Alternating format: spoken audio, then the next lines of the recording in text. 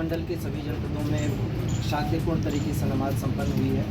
संभल में जहाँ पर ये सारा उपद्रव हुआ था वहाँ पर भी जामा मस्जिद में भी हर एक जगह पर पीसफुली नमाज संपन्न हो गई। और हमारे लिए अब एक आगे का रास्ता जो पीसफुली हम ले जाना चाहते हैं उसके लिए बड़ी एक इम्पॉर्टेंट चीज़ है।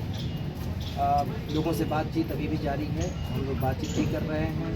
विश्वास बहाली के लिए सभी एरियाज़ में हम खुद बात करने निकल भी रहे हैं, छोटे से लेकर बड़े स्तर पर हर एक स्तर पर बात कर रहे हैं जो संभ्रांत लोग हैं उनसे भी। कुल मिलाकर हमारे लिए एक बहुत शांतिपूर्ण रहा। और सबसे बड़ी बात है लोग अब आ रहे हैं स्वयं बातचीत करने, हम लोगों से अपनी बातें शेयर करने, और इस घटना के बारे में भी बहुत सारे इनपुट लोगों से मिल रहे हैं ताकि हम जो इसके जिम्मेदार लोग हैं उनको चिन्हित कर सकें। तो कुल मिलाकर हमारे यहाँ आज बहुत शांतिपूर्ण हुआ है। सर, अब तक कितने लोग चिन्हित हो गए? इसमें देखिए चिन्हित तो 300 से ज़्यादा लोग हो चुके हैं, गिरफ्तारियाँ 30 हुई। अभी हमारा पूरा लेकिन फोकस इस बात पर है कि हम एविडेंस कलेक्शन करें।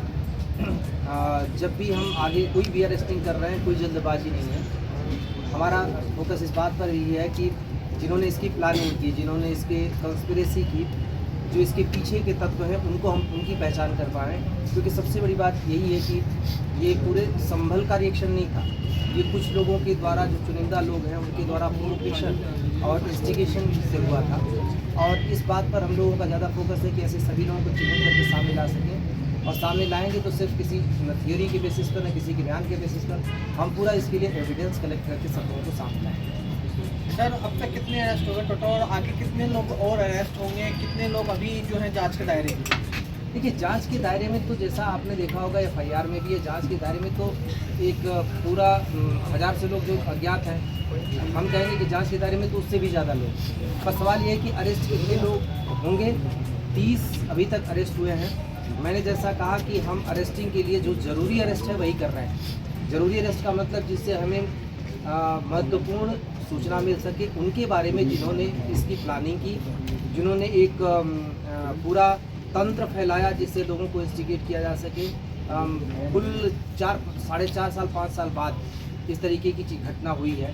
तो और इसके पीछे उद्देश्य क्या है ये भी हम जानने की कोशिश कर रहे हैं। इन सारी चीज़ों को एक साथ जब हम जो भी ज़रूरत होगी इनको जानने के लिए तभी हम कोई अरेस्ट होगा। सर, कल आपने बयान दिया था कि कोई पत्थर फेंकेगा तो हम फूल नहीं बरसाएंगे, तो एक तरह से ये उन सवालों का भी जवाब था जो पुलिस प्रशासन पर उठ रहे हैं। देखिए पुलिस प्रशासन पे जो सवाल उठे हैं उन सब के बारे में मैंने बड़ा डिटेल बताया है। सीधी सी बात है, आप वहाँ देखिए जिस जगह पर ये घटना हुई, जामा मस्जिद की सीढ़ी जहाँ से वो चढ़ने की है बहुत थोड़ी ही दूरी पर थी। लोग उस सीढ़ी पर चढ़ने की कोशिश कर रहे हैं। तो उद्देश्य क्या था? जो सर्वे की टीम है उसके ऊपर हमला करना रहा होगा, या हो सकता है उससे ज़्यादा रहा हो सकता है स्ट्रक्चर को ही नुकसान पहुंचाना चाह रहे हो। कई सारी चीज़ें थी जिसको पुलिस ने रोक दिया और समय रहते रोक दिया। बात यह है कि हमने जिस तरीके जो स्टेज होते हैं वो सारे स्टेज को अपनाया। एहतियातन जो कदम बरतने थे वो बरते। पूरी दुकानें बंद करवाई, कैमराज लगवाए, ड्रोन कैमरा लगवाए, छतों पर पुलिस तैनात की, 5 कंपनी PSC तैनात की, सब जगह बैरिकेडिंग की। जो महत्वपूर्ण चीज़ें, इशारा साफ था कि कोई इधर ना आए। अब जैसा कहा जा रहा है कि एक साथ इतने सारे लोग इकट्ठे हो गए, प्रशासन को अंदाज़ा नहीं चला। वहाँ पे लोग घूम रहे होंगे तो क्या सारे लोगों को हम पकड़ के कह लेंगे भाई तुम उधर इकट्ठा तो नहीं होगे, तभी कहा जाएगा कि दमन किया जा रहा है। बहुत सीधी सी बात है, जो इनपुट था उसके हिसाब से लोगों को विश्वास में लेकर जो भी चीज़ हम कर सकते थे हमने किया। अब उधर से पथराव हुआ। पथराव जब होता है या अनरेस्ट क्रिएट करने की कोशिश होती है, इस तरह का उपद्रव होता है, तो उसके लिए नॉर्म्स हमारे हैं। उन नॉर्म्स के अंतर्गत चले, पहले समझा के वापस किया, फिर लाठीचार्ज किया, आंसू गैस के गोले छोड़े, पैलेट गन चलाई, बहुत सारी जो चीज़ें थी। और सबसे बड़ी हमारी सफलता है कि न तो हमने इसको फ्लेयर अप होने दिया, हमने एक बहुत कम समय में इसको कंट्रोल भी कर लिया। और सबसे इम्पॉर्टेंट चीज़ है कि उसके बाद कोई भी चीज़ नहीं बनी। ये हमसे ज़्यादा यहाँ संभल के लोगों की सफलता है कि उन्होंने समय रहते इन सब चीज़ों को पहचाना, हमारा सहयोग किया, विश्वास बहाली एक हुई और उसके बाद हम इसको कंट्रोल करने में सफल रहे। तो प्रशासन और संभल के लोग कहीं पे भी असफल नहीं रहे। हाँ, एक घटना जरूर हुई जो बड़ी दुर्भाग्यपूर्ण थी, जिसने संभल को काफ़ी पीछे कर दिया और हमारी पूरी कोशिश है कि उसको हम इसके आगे ले जाएँ। कमिश्नर साहब, जिस तरह से ये हो रहा है कि समाजवादी पार्टी का जो डेलीगेशन है उसने कहा कि कल वो संभल आएंगे, उसको लेकर क्या तैयारी है? देखिए, अभी तो जिलाधिकारी का आदेश बरकरार है। कि अभी कोई नहीं आएगा, पर मेरा तो अनुरोध है सभी लोगों से कि हम किसी तरीके से एक घटना हुई उसके बाद से शांति कायम करने में सफल हुए, नमाज भी सकुशल गई है। अब इसके बाद थोड़ा सा समय दें, सब कुछ एकदम सामान्य हो जाए पूर्ववत। सबसे बड़ी बात है कि जिस विश्वास बहाली के का कदम हम उठा रहे हैं वो एक बार हो जाए, उसके बाद हम किसी को नहीं रोकेंगे। कितनी जल्दी क्या है आने की, परिवार वालों से मिलना है, कैसे भी मिल सकते हैं।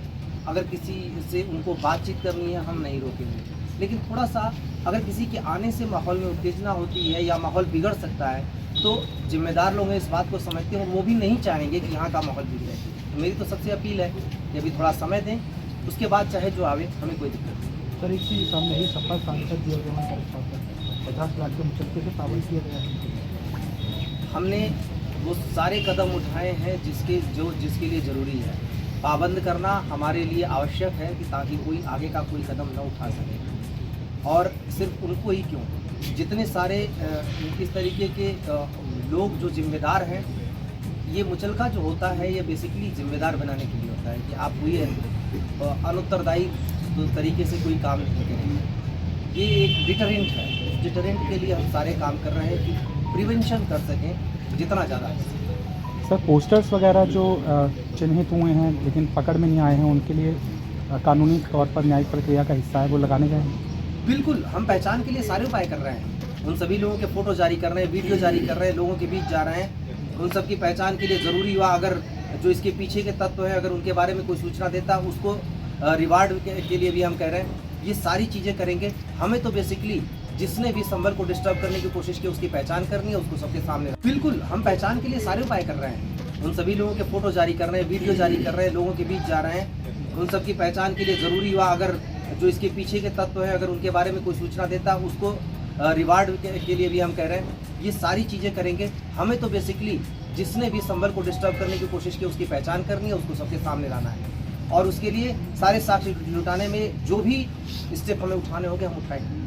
सर फुट इंस्पेक्शन के दौरान हमने देखा कई एंशियंट वैल्यूज़ हैं हिंदू टेम्पल्स की, उनको भी आपने विजिट किया है, तो क्या उनका रीडेवलपमेंट भी प्रशासन की तरफ से किया जाए? वो पहले से ही प्रपोजल है। वहाँ पे आप देखेंगे रायसर की तीर्थ है, उसके लिए पर्यटन विभाग ने पहले से किया हुआ है। पर्यटन का ये चिन्हित क्षेत्र है, तो उसके डेवलपमेंट के लिए तो पर्यटन विभाग पहले से ही कर रहा है काम। और वहाँ पे वाटर बॉडीज़ हैं, कुएँ हैं, तालाब हैं, कुछ जगह पे गंदा पानी जाता है, उन जगहों पे नहीं जाना चाहिए, रिहायशी एरिया हैं। इन सब की हमने निरीक्षण किया है कि ये सारी चीज़ें भी हम धीरे धीरे दूर करें, लोगों के साथ मिल के उसको बेहतर जो वहाँ का एटमॉस्फेयर क्रिएट करें, बेहतर वहाँ का डेवलपमेंट करें।